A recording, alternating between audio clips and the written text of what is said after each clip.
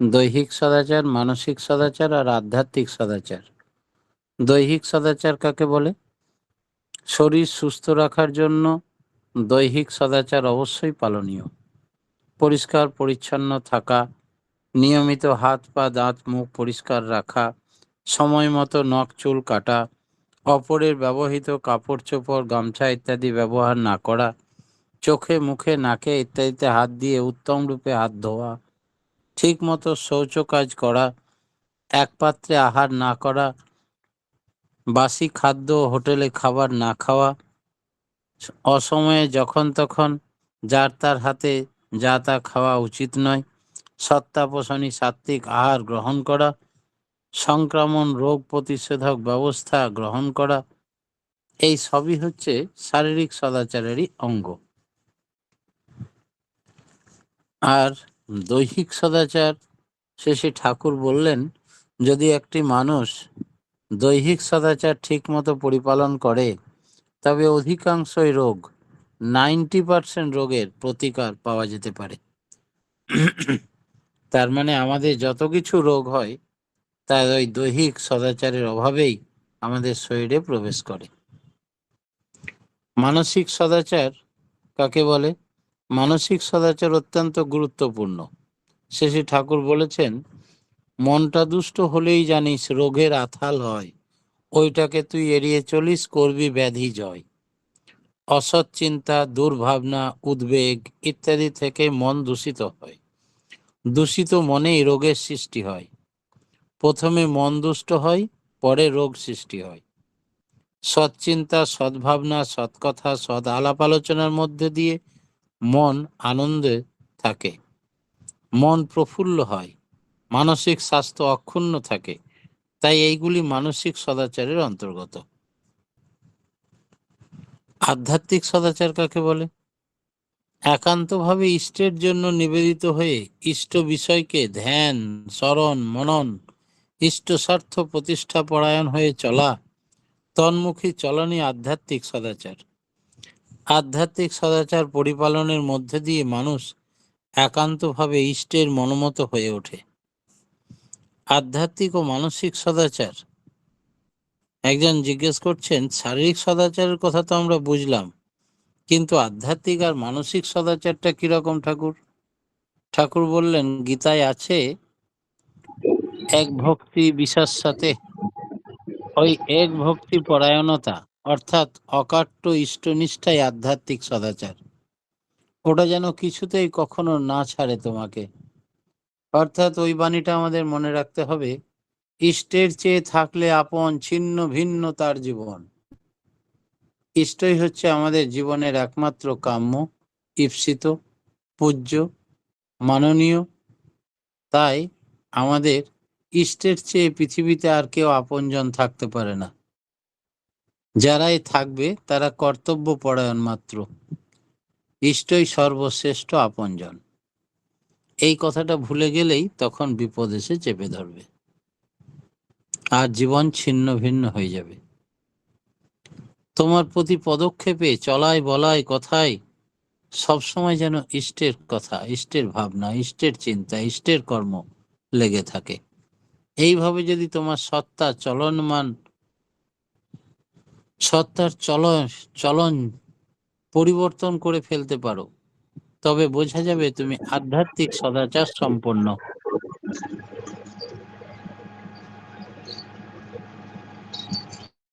রেখামা বন্ধ করুন। মানসিক সদাচার হলো মনের কুভাবকে উপেক্ষা করে চলা এবং মোল্ড করে দেওয়া, নিয়ন্ত্রণ করে বাঁচা বাড়ার দিকে, ইষ্ট স্বার্থ প্রতিষ্ঠার দিকে চালিয়ে দেওয়া। আধ্যাত্মিক সদাচারের ভিত্তির উপর মানসিক ও শারীরিক সদাচারের ভিত্তি গড়ে ওঠে। আবার শারীরিক সদাচার না থাকলে মানসিক ও আধ্যাত্মিক সদাচার পোক্ত হয় না। তাই আচার, নিয়ম, খাদ্যখানা ইত্যাদি সম্বন্ধে খুব সাবধান থাকতে হবে। যা তা খাওয়া, যার হাতে খাওয়া, যার তার হাতে খাওয়া, এসব ভালো নয়। ওতে শরীর মন নিম্নগামী হয়ে যায়। এসব ব্যাপারে মাত্রা মতো যুক্তি বিচার সমন্বিত গোঁড়ামিও ভালো। তোমরা যদি 16 আনা করো, তোমাদের পরিবেশ 2 পয়সা করবে, আর তোমরা যদি 16 আনা না করো, জজম্যানরা 1 পয়সাও করবে না। তোমাদের এতখানি নিখুঁতভাবে করা লাগবে, যাতে তার ভগ্নাংশ সমাজের ক্ষতি না আনতে পারে। সদাচারের প্রধান কোনটা? আধ্যাত্মিক, মানসিক না শারীরিক? শ্রী ঠাকুর বললেন, 3টে দিয়েই একটা। যেমন ব্রহ্মা বিষ্ণু মহেশ্বর 3 মিলি 1, 1 মিলি 3, তেমনি সদাচারের বিষয়ে আধ্যাত্মিক, মানসিক ও শারীরিক 3টে মিলেই এক সদাচার, অখণ্ড। আবার একেরই 3টে অংশ। খুব কম মানুষের মধ্যেই এই 3টে দেখা যায়, অথচ বিপ্রের হাতে তো আমরা খাই, কিন্তু তার ভিতরে এই 3টে আছে কিনা বুঝবো কি করে? ঠাকুর বললেন, সেটা তো মুশকিল। সেই জন্যই তো বলে অজ্ঞাত কুলশীলের হাতে খেতে যাবে না। কুল এবং শীল দুটোই জানতে হবে। আলোচনা প্রসঙ্গের 8ম খণ্ডে ঠাকুর বলছেন। আচ্ছা, ঘৃতপক্ষ জিনিস অন্য জাতির হাতে খেলে দোষ হয় না, এই বিষয়ে ঠাকুর কি বলছেন? যে খাওয়া দাওয়া সম্বন্ধে নাকি বিধান আছে, ঘৃতপক্ষ জিনিস অন্য জাতির হাত থেকে খাওয়া যায়। তার কারণ কি? শেষে ঠাকুর বললেন, ওর থেকে বোধ হয় ইনফেকশন বা সংক্রমণ কম হয়। সদাচারের প্রধান জিনিস হলো শারীরিক এবং মানসিক, আর এইগুলি এড়িয়ে চলা। এমন সময় মেন্টাল এর বা মানসিক দৃষ্টির দিকে চেয়ে যেখানে সেখানে না খাওয়াই ভালো। প্রত্যেকের মানসিক অবস্থা অনুযায়ী তার থেকে একটা বিকিরণ বের হয়, আর এই রেডিয়েশন বা বিকিরণ আবার অন্যকে প্রভাবিত করে। সেই জন্যে শুধু খাওয়া কেন, সবাইকে সবসময় ছোঁয়াও ভালো না। বিশেষত মানুষ যখন সাধন ভজন করে, ব্রত প্রায়শ্চিত্ত ইত্যাদি নিয়ে ব্যাপৃত থাকে, এগুলি কোনো কুসংস্কারের কথা নয়। সাদা চোখে দেখা যায়, আবার সূক্ষ্ম যন্ত্র আবিষ্কার করলে তাতেও ধরা পড়তে পারে। কথা প্রসঙ্গে শ্রী ঠাকুর একদিন বলছিলেন, সদাচারের কথা। এই সদাচার 3 রকম, আধ্যাত্মিক, মানসিক ও শারীরিক। একজন হয়তো শারীরিক সদাচার পালন করে, কিন্তু মানসিক সদাচার পালন করে না, তাহলে সেও কিন্তু রোগের থেকে রেহাই পাবে না। আবার শারীরিক ও মানসিক সদাচার পালন করা সত্ত্বেও যদি কাউরির আধ্যাত্মিক সদাচার পালনের ত্রুটি থাকে, তাহলেও তার ফল তাকে পেতেই হবে। আধ্যাত্মিক সদাচার বলতে সতত সক্রিয় গতিশীল একনিষ্ঠ ইষ্টানুরাগ। ওতে খাঁকতি থাকলে মানুষ প্রবৃত্তির হাতে পড়ে যায়, প্রবৃত্তির চলন সত্তাকে নানাভাবে ক্ষুণ্ণ করে। মোট কথা, সদাচার মানে বিদ্যমানতার আচার, থাকা ও বাঁচা বাড়ার আচার, সৎ পরিপোষণীর আচার। অথচ এই কোনো আচরণে আমি পালন করব না, অথচ ভালো থাকবো, তা হয় না কিন্তু। তাই সৎ লোকে যাওয়া মানে অনেকখানি জীবনের যে ক্ষেত্রে বাঁচা বাড়ার চিন্তা, চলন, বাক্য থেকে আমরা যতখানি ভ্রষ্ট হব, সেক্ষেত্রে আমাদের সৎও ততখানি ক্ষুণ্ণ হবে।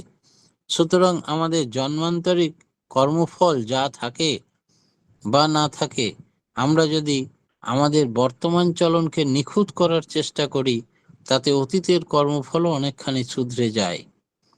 অদৃষ্টবাদী হয়ে লাভ নেই, বরং অজ্ঞতার সব গুপ্ত রন্ধ্রগুলি বন্ধ করে দাও। জ্ঞানের আলোকে চলো, ইষ্ট অনুরাগের আলোকে চলো, ইষ্ট স্বার্থ প্রতিষ্ঠার ধান্দায় চলো, তাতে অনেক কিছু ঠিক হয়ে যাবে।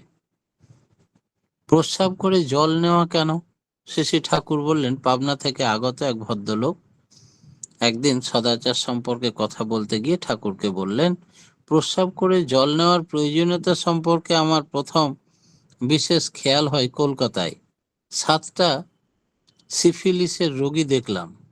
তাদের সিফিলিস রোগীর হাতে জল খেলে জলের মধ্যে খারাপ কিছু থাকলেও অনেক সময় প্রস্রাব সেটা বের করে দেয়। জল না নিয়ে দূষিত প্রস্রাব লেগে থাকা, তারপর যদি কোনো কারণে ওই স্থানে ছাল যায়, তবে ওই দূষিত জিনিসটা রক্তের সঙ্গে মিশে সিফিলিস হওয়ার সম্ভাবনা থাকে। আলোচনা প্রসঙ্গের 7ম খণ্ডে এ কথা আলোচনা করলেন শ্রী ঠাকুর। বাহ্যি প্রস্রাব শৌচ সেধে, হাত পা মুখ ধুয়েই ফেলিস। উরুকুমল প্রস্রাব কণা, বয়ী ব্যাধির অশেষ বিষ। মলত্যাগ আর প্রস্রাব করে উপযুক্ত শৌচে যাবি, না হলে জানিস খল ব্যাধিতে হঠাৎ কিন্তু নষ্ট পাবি। অনুশ্রুতির 1ম খণ্ডে একথা ঠাকুর সদাচার সম্বন্ধে বলতে গিয়ে একথা বললেন। শ্রী ঠাকুর সদাচার সম্বন্ধে আমাদের বললেন শারীরিক সদাচারের জন্য কি কি নিয়ম মেনে চলা দরকার। যেমন প্রস্রাব করে জল নেওয়া, নাকে মুখে আঙুল দিয়ে হাত ধুয়ে ফেলা, পরের ব্যবহার জিনিস জামা কাপড় গামছা বিছানা ইত্যাদি ব্যবহার না করা, পায়খানা করে খুব ভালো করে শৌচাদি করা, ব্যবহারের জিনিসগুলি সব সময় পরিষ্কার পরিচ্ছন্ন রাখা, অসুখ বিসুখ হলে রোগের সংক্রমণ যাতে না হতে পারে এমনতরভাবে চলা, অন্যের এঁঠো না খাওয়া, এক পাত্রে অনেকে না খাওয়া, কোনো ফল টল খেতে গেলে ধুয়ে খাওয়া, বাসনপত্র ভালো মাটি দিয়ে রোজ মাজা, ঋতুমতী মেয়েদের শুদ্ধাচারে চলা, বিশেষ ছোঁয়া নাড়া না করা, রেস্টুরেন্টে চা ইত্যাদি না খাওয়া, দোকানের খাবার যথাসম্ভব বাদ দিতে দেওয়াই ভালো, বাইরে থেকে এসে হাত পা ধুয়ে ঘরে প্রবেশ করা, বাসি কাপড়ে খাদ্যদ্রব্যাদি স্পর্শ না করা, রান্নাঘরে না ঢুকে আলগা আলগোছে করে জল খাওয়া, আমিষ আহার পেঁয়াজ রসুন মাদক দ্রব্যাদি বর্জন করা, কদাচারী লোকের হাতে না খাওয়া, মাঝে মাঝে উপবাস দেওয়া, কিন্তু খেতে গেলেই হাত পা মুখ ধুয়ে আলো হাওয়া মাটির সংস্রবে বসাই ভালো,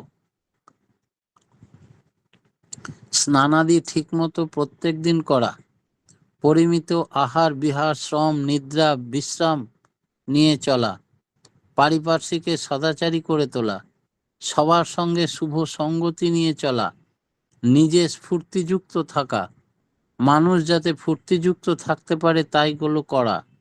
মোটামুটি এগুলো যদি ঠিক রাখা যায় তাহলে অনেকখানি হয়।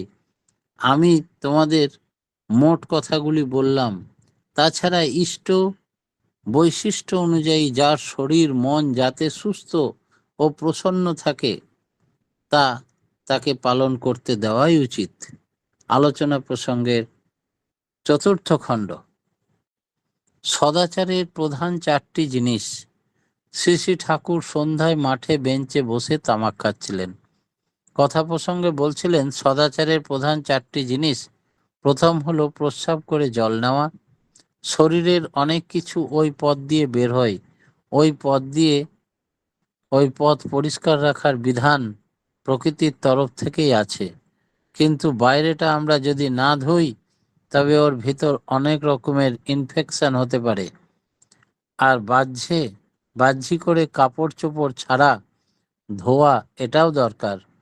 পায়খানায় বসলে মল নানা রকম ভাবে ব্যাকটেরিয়া বেরিয়ে ওইগুলি কাপড় চোপড়ে লেগে থাকতে পারে, সেই জন্য সাবধান হওয়াই ভালো। এঁটো কাঁটো সম্বন্ধে সাবধান থাকা দরকার, নচেত ওর সামান্য একটু অনেক কিছু ব্যাকটেরিয়া সৃষ্টির মাধ্যমে ক্ষতি করতে পারে। নাকে মুখে গুহ্য দেশে হাত দিলে তখন ধুয়ে ফেলা ভালো, নচেত ব্যাকটেরিয়া ছড়াতে পারে। আগে লোক এগুলি মানত, লোক যত তথাকথিত শিক্ষিত হচ্ছে তত এগুলো ছেড়ে দিচ্ছে। আগে মেয়েদের মধ্যে যথেষ্ট পরিমাণ সদাচার ছিল, তার ফলে পুরুষরাও অনেকখানি মানতে বাধ্য হতো, সেগুলি আস্তে আস্তে উঠে যাচ্ছে। আলোচনা প্রসঙ্গের 21 খণ্ড। সদাচার সম্বন্ধে শ্রী ঠাকুর বাণী দিলেন, নাকে মুখে আঙুল দিয়ে এমনি যাহা ধুতেই হয়, নাইলে কুটিল রোগের হাতে নষ্ট মানুষ হয়ই হয়।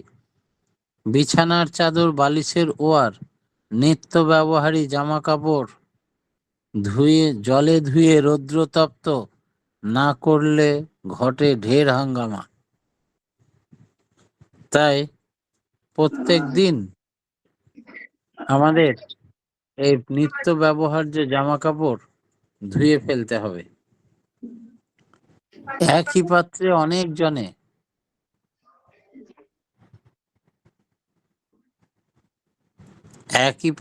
অনেক জনে ছোঁয়াছুঁয়ি করে খাওয়া, এটা কিন্তু রোগবাহী অভ্যাসেরই লাই দেওয়া। বাজার থেকে এনে জিনিস না ধুয়ে ফুটিয়ে রোদ্রে দিয়ে খাওয়া কিংবা ব্যবহারে আসেই ব্যাঘাত ও পদ বেয়ে। ঋতু গায়ে নারী যারা ছোঁয়া নাড়া করে, নিজেও নষ্ট হয় তাহারা, মারেও অপরে। পরের গামছা কাপড় পরা, বিছানা বালিশে শোয়া, ব্যাধির বিপাক দুর্দশাকে কুড়িয়ে দে নেহা।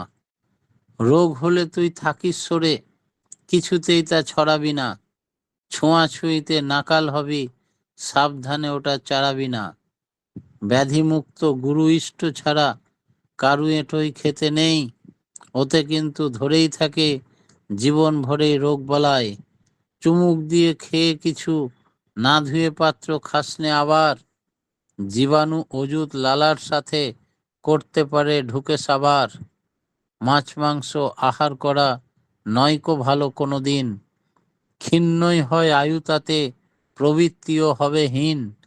সদাচারী নয়কো যেজন ইষ্টবিহীন রয়, পান ও ভোজন তাহার হাতে বিষ বহনী হয়। দাঁড়িয়ে হাগা প্রস্রাব করা দুই মস্ত কুঅভ্যাস, স্নায়ু শিথিল ক্লৈব আসে, থাকেই হয়ে ব্যাধির দাস। ক্ষুধায় যদি জাগে তেমনি খাস যায়, সতেজ থাকিস এড়িয়ে লোভের রাগে। সত্তাপসী নিরামিষ আহার সবার চেয়ে ভালো, আমিষ আহার উত্তেজনায় স্বাস্থ্য করে কালো। সুষ্ঠু সিদ্ধ খাদ্য খাবি, অল্পে পুষ্টি হয় যাতে, তৃপ্তি ভরা সহজ পাচ্য জীবনীয়তা হয় তাতে। বিশ্রামেরই সময় গাটি ঘুমল হয়ে এসে, শ্রী ঠাকুর ছড়ার মাধ্যমে বহু কথা বলেছেন। ইষ্টি চলন মনন নিয়ে ঘুমে গাদিস ঢেলে। অনুশ্রুতি গ্রন্থ থেকে এত সব কথা শ্রী ঠাকুর বললেন। আজকের মতো সদাচার সম্বন্ধে এখানেই আমি ইষ্ট প্রসঙ্গ সম্পন্ন করছি। পরবর্তীতে আবার সদাচার নিয়ে বলবো। জয় গুরু। জয় গুরু দাদা। আমরা আজকে সদাচার সম্বন্ধে খুব সুন্দর আলোচনা শুনলাম, যে সদাচার মেনে চললে আমাদের অনেক কিছু থেকে আমরা রোগ মুক্তি পাব। দৈহিক, মানসিক, শারীরিক, আধ্যাত্মিক এইসব সদাচারগুলো অবশ্যই মেনে থাকা দরকার। দৈহিক সদাচার মেনে থাকলে সুস্থ থাকবে শরীর, আর দৈহিক সদাচার মেনে চললে 90% রোগ থেকে মুক্তি পাওয়া যায়। মানসিক সদাচার, মনটা দুষ্ট হলেই রোগের সৃষ্টি হয়। মনটাকে তাই সবসময় সুস্থ রাখতে হবে। তাহলে আমরা মানসিক সদাচার যদি ভালো মতো মেনে চলি, অনেক কিছু থেকে আমরা বিপদ থেকে রক্ষা পাবো। আধ্যাত্মিক সদাচার, ইষ্ট চলনে চলাকে আধ্যাত্মিক সদাচার বলে। ইষ্টের চেয়ে অন্য কেউ আপন থাকলে বিপদ এসে চেপে বসবে, জীবন ছিন্ন ভিন্ন হয়ে যাবে। দৈহিক, মানসিক, আধ্যাত্মিক সদাচার নিখুঁতভাবে মেনে চলতে হবে। কুল ও শীল জেনে খাদ্য খেতে হবে। মানসিক সদাচার মানাটা আর দৈহিক সদাচার মানাটা অবশ্যই রোগ মুক্তির একটা প্রধান কারণ।